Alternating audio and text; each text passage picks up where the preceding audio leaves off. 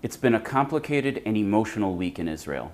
Last Thursday, Israeli Arabs ran out of the Al-Aqsa Mosque, firing guns, and managed to kill 2 Israeli police officers before they were finally shot, while still firing.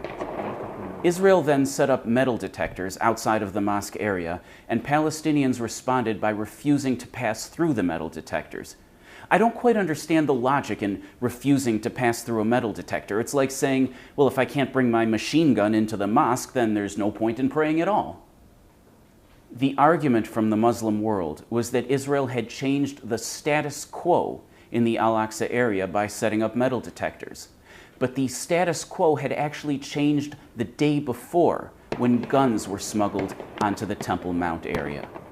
The metal detectors are actually an attempt to restore the previous status quo, a situation in which the Al-Aqsa Mosque was a place of worship rather than an armory.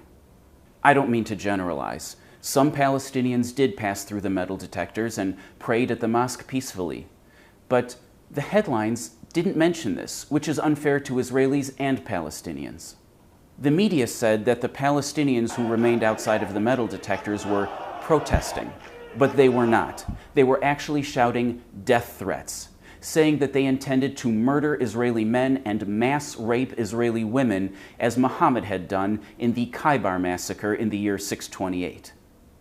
Honest Reporting was present at these so-called protests and heard the death threats in person. But even though translators were readily available to the press, here's what the media had to say about the death threats. Nothing. The next day, Palestinians threw firebombs and burning tires at Israelis. 3 were killed in the act, at least one of them when his own Molotov cocktail exploded in his hands. So far, we haven't found this in any mainstream press.